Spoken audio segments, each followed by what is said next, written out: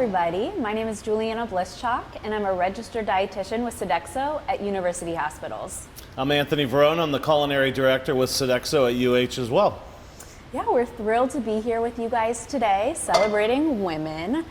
Chef Tony has put together a really great recipe for us, and I'm also going to take this opportunity to talk to you a little bit about women's unique nutritional needs and how they vary throughout the stages of our lives.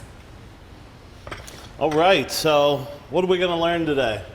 Well, we got a packed full day of sauteing some chicken. A real easy recipe, but I just want to talk to you a little bit about, some techniques that are going to elevate this recipe to a little bit more than just a sauteed chicken dish. So first I want to go over a couple things. First, some terms that I'm going to be using throughout the presentation. One is mise en place. What does mise en place mean? Juliana, do you know what mise en place means? It's French, and it means you have everything in its right place. Everything in its place, and every place has its thing, right? So if I'm a baker and the oven's way over there, well, that's not good because I'm prepping it all over here. I want the oven near me. Or ingredients as we have today. You can see I have all my mise en place in front of me. This way, when I'm ready to cook, I'm all ready to go. I'm not going off finding something or have to chop parsley. I got it ready to go.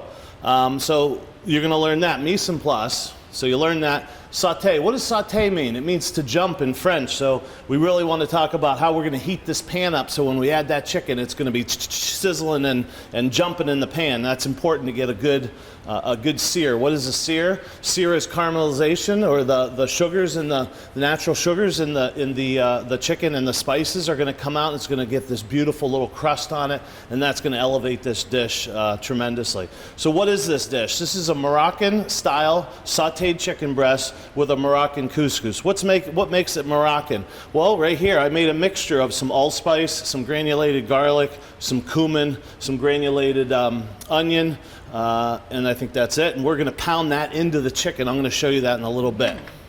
Also, I have some saffron here. Saffron is very northern African, where Morocco is, so that's going to be good. I have some smoked paprika. We're going to make this beautiful yogurt sauce to go on top.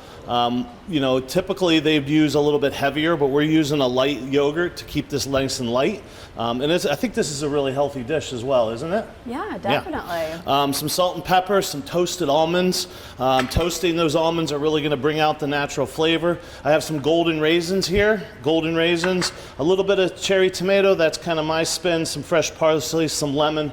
And let's talk about the couscous. I don't know if you know, there's two different types of couscous. There's Israeli couscous, which this is, and then there's a Moroccan couscous. Well, I prefer the Israeli couscous. What is couscous? Basically, it's just a little pasta. That's it. People think it's a grain. It's not a grain. These are tiny, tiny little pastas. And if you follow the directions, what the manufacturer tells you to do, they tell you to cook it like rice. So that means, you add a certain amount of water, you add the couscous, and then it absorbs the water. Well, since it's pasta, I like to cook it a little differently, and we're going to show you how to cook it here. We're going to cook it like pasta in a lot of boiling salted water, and then we're going to drain it out, and I'll show you why here in a little bit. And then we have some extra virgin olive oil, which is essential to this dish. Okay. Let's talk about, we talked about the ingredients. That's all ready to go. I'm going to keep this up here. The first thing I want to do is plump these raisins up, right? These raisins are really dry, and if you just put those into the dish in a little bit, they're going to still be a little firm. So I just want to take some of this boiling water and just lightly go over it, and that's going to help soften them up just a little bit, and then we're going to strain that out at the end. We're going to give that just a couple minutes, okay? All right. Let's talk about the couscous. Here's the couscous. Well, I want to get this in first, and then I'm going to show you this chicken on how we're going to pound that and make it just delicious. So again, it's just like pasta. How would you cook pasta at home? You boil a bunch of water. Typically, it's like 10 times to 1. You can see how much little pasta I have, 1.5 cups, but I probably have 1.5 gallons of water over here. And that's real important. So I just want to pour that in, give it a quick stir, and we're going to let that go. I know that seems odd, but again, this is like pasta. So once this is nice and cooked and tender, we're going to drain it out, and I'm going to show you how we're going to rinse it and get that starch off a little bit. So let's bring that back up to a boil. And Juliana, can you talk a little bit about the healthiness of this dish with all these fresh vegetables? And Yeah. I'm going to dive first into iron. So we're talking about our chicken. Chicken is a source of iron, and so iron is an important part of our red blood cells. Too little can cause fatigue, weakness, all sorts of things. And it's recommended that women between the ages of 19 and 50 get 18 milligrams daily versus 8 milligrams daily for men. Of course, we need higher amounts during pregnancy, and then after menopause, we see that drop down to 8 milligrams just like men. And that makes sense, right? So sources of iron in this recipe include the chicken as well as the almonds and the raisins. But other sources include beans and lentils, broccoli, beef, so many things.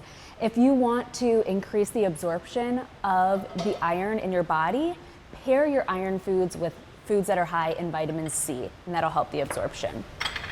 Cool. All right, let's do this chicken. We're gonna go over here and talk about chicken, so we'll be right back. All right, welcome back. Now we're gonna show you how to season this chicken, get it to a nice consistent, thin consistency, and then we're gonna saute it. So what I like to do first is I like to take a little bit of salt. Now I know, look, we got 1, 2, 3, 4, 5, 6, 7. We got a lot of people in the audience here today, so I need to make some extra chicken for these guys to take home. So I'm gonna season this pretty nicely. There's no salt in this allspice, cumin, granulated garlic, and granulated onion mixture. And look, I call this Moroccan, but I'm just using Moroccan spices. I'm not like, I'm sure there's some things that aren't 100% authentic about it, but this is just my version, okay? So I'm gonna season that. The other thing I'm going to do instead of flipping it over is I'm just going to season the bottom of this, because we're going to put 2 pieces of parchment paper on here and we're going to pound these spices into it, right? This is going to make it like just really amazing flavor, and then all this stuff is going to get seared in that with some olive oil, and it's just going to be delicious. So look, I'm putting that down. I'm probably only going to add 4 here. So I seasoned the top. Now look, we're dealing with chicken here, right? So I just took this chicken out of the refrigerator. It's been kept cold, and you can see I'm working in a different area, and when I'm done, I'm going to show you real quick. I'm just had to keep it clean and sanitized so you're not cross-contaminated. What is cross-contamination? Cross-contamination is when you're dealing with a raw chicken product like this, and then you come over with something that's not going to be cooked up to 165 degrees. What happens then? Salmonella is killed at 165 degrees. If you don't bring up the dish you're cooking and it cross-contaminates at 165, then you could possibly get sick, okay? Let me take off these gloves. All right, so now I seasoned it.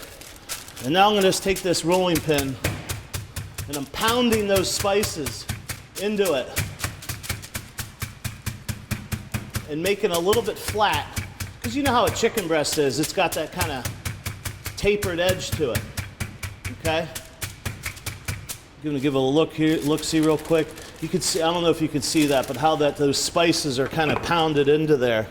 I'm gonna add just a little bit more. Remember, I added some of those spices to the bottom.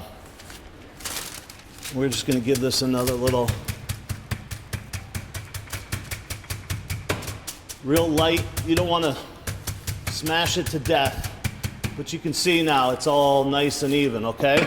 So I'm gonna pull this off. We're going to reuse this. I'm going to put this back here. And remember, I can use my bare hands on this because A, I'm going to wash them, but B, we're going to sanitize everything afterwards. And we're not going to reuse these spices because I put my chicken hands in there, okay? All right, so we're going to put this back on. Give this another pound. This recipe is for 4, so the recipe is for 4 people, so I got 4 chicken breasts. But again, we got a whole bunch of people in this audience here. And I didn't let you know, we're down at Dave's Teaching Kitchen down in Midtown, right next to the Rainbow Center, because they have a beautiful facility, and it's just really easy to work here. On the other hand, I bought all this stuff at Dave's, so it's real easy to get. There's nothing extravagant about what we're using here. So all the stuff was purchased at Dave's today, and just easy to get. We're not using ingredients that are really crazy to get. Okay, so I got my chicken. The thing I didn't tell you is I already started my pans to get a little hot, okay? So they're on low and they're getting hot. Yep, Beautiful. So what I'm going to do is pull my chicken over here. Now, I've got some soapy water here. This is real important. I don't know how you guys do this at home, but you always want to keep clean, keep sanitized. So I got a little bit of soapy water. I'm going to wipe this down real good. Everywhere around. All right, and then I have some sanitizer. I'm going to sanitize this, and now we're good to go. Then I'm going to go wash my hands. So we're just going to wipe this a little bit, not too much, and then we're going to let that air dry. So let me wash my hands, and we'll be right back. Welcome back. So here's my couscous. Look out, what was that? 3, 4, 5 minutes? Not very I'm going long. to drain this, just like you would pasta. I'm going to put this back into here, and I'm going to take this over here, and I'm going to rinse it and cool it down a little bit. So I got cold water. There's a lot of starch on this because it's just like pasta, right? So I'm going to cool this down, and I'm getting all that starch off. What happens if you don't get that starch off? It ends up being like rice, kind of glumpy. Because when I'm going to saute this dish, I want it nice and light and kind of loose, okay? So I'm rinsing this really good, and I'm cooling it down.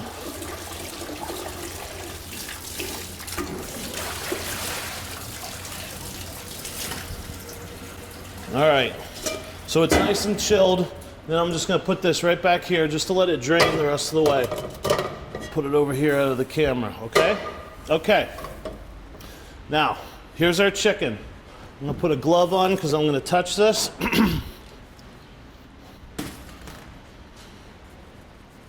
Now, a little bit of olive oil in there. You know, I know this is extra virgin olive oil, but you could use pumice oil or canola oil or whatever you want, but this is what I kind of have today. So I'm going to use this. And I got 2 pans going. And what you're looking for here is just a light smoke. Just a light smoke. Good, about a tablespoon and a half of olive oil. And I can see that shimmering, and I can see a nice light smoke, and that's what I'm looking for. Now remember, when I add this cold chicken to this pan, it's going to really drop the temperature. So I'm going to crank this up just a little bit. Now I'm going to add the skin side down, okay? You hear that? That's what you're looking for. That's what you're looking for. Anytime you add something to a pan, you always want to place it away from you, right? Because if I go like this, place it towards me, that grease could fall and splatter on me, okay? I'm only going to do 6. The other thing is you don't want to crowd this pan. You want it nice and... If I put 4 in there, it might be too much, and it might drop the temperature. But you can see what I'm doing. I'm lightly shaking it. I got that oil going, and now I know it's loose, but I'm going to get a good sear on it, okay? Grab my tongs. We're going to cook this chicken all the way in the pan. No need to put it down in an oven or anything. Let's just give this a couple minutes. Oh yeah, look at it. You can't see it, but you're going to see it here in a minute when I turn this over. It's going to be beautiful. Okay, while that's cooking, I really don't want to leave this alone too much, but we're going to make our yogurt sauce. This is going to go over our... I'm turning this down. This is going to go over our dish at the end. Give it a little bit of a creaminess and a little bit of an unctuous flavor. So I have some low-fat yogurt that I'm putting into a bowl because I'm going to whisk some things into here. Okay. I've got some smoked paprika. That's going to be real nice. Let me flip this over. This is ready to go. Look at that color. Ooh. That's what we're looking for. See those spices? See what it did to that? That looks awesome. I'm going to turn this down just a tad. All right, we're ready to go. Let me see, I got a little bit of parsley here. And, I threw my salt and pepper away. I got my salt and pepper right here. We're going to add a little bit of salt and pepper to this. And this is going to be our yogurt sauce for our...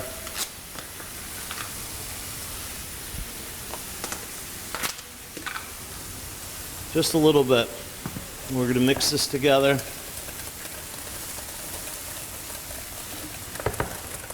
Nice consistency. Yeah, I like the color too. Yeah, beautiful color. Look at that. You wait to see the colors in this dish. It's going to be amazing. Okay. This is almost there. Now what I like to do is, it's very thin, but what you want to do is you take anything. You can get these at Dave's too. These are instant read thermometers. They're amazing. So make sure it's set right. Fahrenheit. And I want to stick it into the thickest part of the chicken, okay? So I'm reading 142. It's not done. What's the temperature of chicken should be? 165. 165, right. Okay, so we're gonna let this go just a little bit more. I'm actually gonna move these over here. Put this aside. Bring our other pan, because now we're gonna start sauteing our ingredients for our couscous. So we're just gonna let that go on low. We got a beautiful crust on one side, which is what we're looking for, and just a mild crust on the other. And we're gonna let that go just for another minute. Wipe down just a tad. Now this is where the fun comes in. We're not looking for a lot of sear on this, we're just looking to cook this up here. Okay, a little bit of olive oil. Remember, I got my couscous over here. That's good. It's nice and loose. That's what I'm looking for. So we're going to crank this up a little bit. Just a tad bit more olive oil. Let me temp this again, because I think we're almost there. Not a lot of fat in chicken breast, so you don't want to overcook it. Just another minute on that. It's about 155. So I'm going to give that just a tad bit longer. All right, this is heating up. Juliana, what can you add to any of this conversation? Sure. So I'll talk about, because we just made the yogurt sauce, I'll talk about vitamin D and calcium. So these ones are super important for women because unfortunately, being female is a risk factor for osteoporosis. Teen girls need especially high amounts because about half of bone is formed during those years. And then by age 30, we reach about our peak bone mass. After that, it starts decreasing, and then it's further accelerated by menopause and a drop in estrogen. So we look to dairy products, of course, for our calcium and vitamin D, but a lot of people don't do dairy for one reason or another, and that's okay. You can get calcium and vitamin D from other sources, plant-based sources, all sorts of things. I recommend, though, because they're typically available in smaller amounts and not as easily absorbed, also look out for like beverages and cereals that are fortified with the calcium and the vitamin D to make sure you're getting what you need. But yeah, we got it covered with our yogurt today. Okay, so we're gonna add some lemon to this as well. What I wanna do is zest this. You know, zesting, I have a little microplane here. This tool I use all the time. We're gonna add about one zest of one lemon. You know, there's multiple ways to zest. I do it this way some ways I go like this, it doesn't matter. But all you want is that yellow part, not the pith or the white part inside. And that's gonna be a good amount. Then we're gonna take this and give it just a little bit of roll. Why do I roll it? Kind of break open those cells down there, because we want some of the juice as well, okay? Do that one more, we probably need another half of a lemon. Okay, we're gonna put that aside. Here we go with our pan, our chicken's done.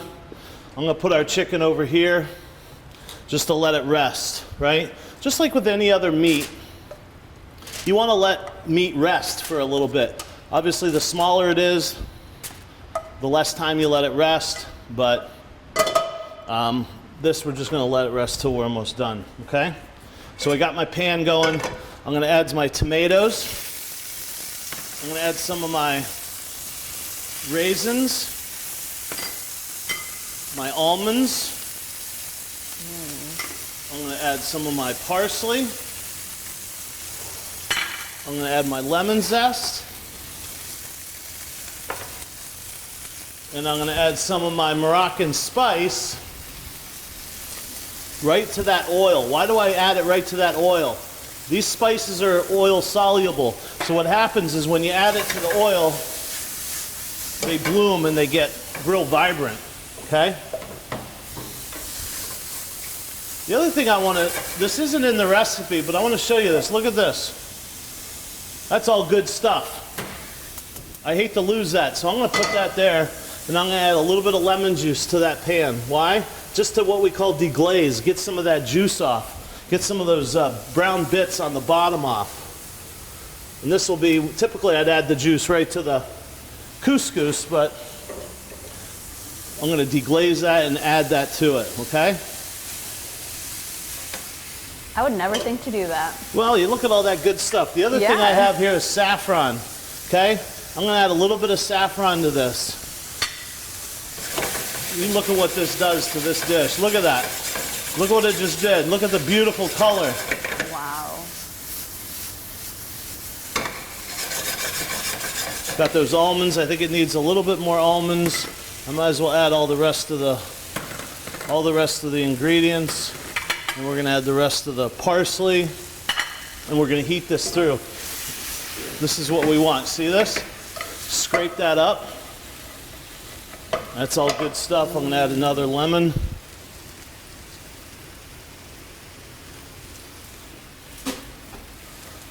Look at that. See all that? That's all great juice, great flavor from the chicken. Turn that off. Now we're just going to heat this through. The pastas or the couscous is already cooked. That's another thing I would never think to do is saute pasta. I mean, you know, look, like I said, you could make this all into like a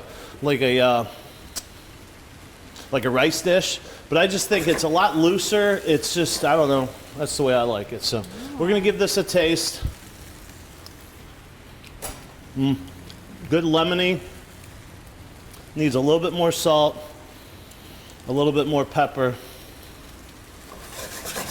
and it's almost hot. So I'm gonna turn this down a little. Okay. All right, now get cleaned up just a tad. Flip this over. I am going to put some gloves on because we're going to be touching ready-to-eat foods here. Anytime you're touching ready-to-eat foods, you always want to... I did wash my hands and I wasn't messing around with any more raw chicken, but just to be safe. Now, we're going to plate this up. Let me see if I missed anything. I think we're looking good. Move this over. I got my nice sharp knife. I got my yogurt sauce. I turn this off. This is nice and hot. You could put anything on top of this. Chicken, braised lamb would be amazing. We did an event for 5 Star a couple months ago, and we did a lamb shank on top of this, and it was outstanding. So I'm going to cut this up. This is going to be for, you know what, we're going to make this a platter. We'll do one, and then we'll make this a platter for, let's call it 3 people. So what I like to do is just give this a little cut like that. You can't see it, but it's so juicy. I didn't overcook it. I'm only cutting them in 4. We're going to do this for 3 people here. And I like to cut it beforehand just because it presents a little bit nicer. And we're going to take our couscous, go right down the plate. You could do this for a party. You could do this single person, family style. So this is kind of family style here. I mean, look at the colors, right? I can't get over that. That's that saffron. And look, saffron is typically in threads. This is just a little less expensive version that I got here at Dave's. It's just ground up, but it's the same stuff. Saffron is actually the stamens of a plant. And each flower, they come from Spain, only has 3 of those little tiny, you know what, bees? Like pollinate? Those little tiny threads. Wow. And there's only 3 per flower. It's I think it's the most expensive spice in the world, but I think I bought that for $6 Okay. here. So, you know, you only get like a quarter of an ounce, but you don't need a lot. All right. Does that look good? Yes. that Okay, looks so good. then I got my yogurt sauce. And I like to give it a little bit of around the plate. Right on top.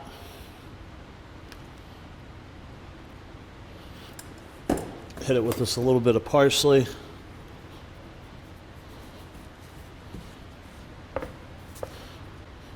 There you go. That's Moroccan chicken with a Moroccan couscous and a little spicy yogurt sauce. Yeah, that's gorgeous.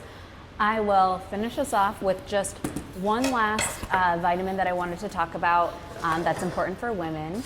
That's vitamin B9, more commonly known as folate. So folate, as we may know, helps to prevent neural tube birth defects. And those often happen before a woman even knows that they're pregnant. So it is recommended that women of reproductive age take higher amounts of this in the form of folic acid, which is more easily absorbed, and it's found in like supplements and enriched grains. But you can find folate in, naturally occurring in foods as well, such as this chicken.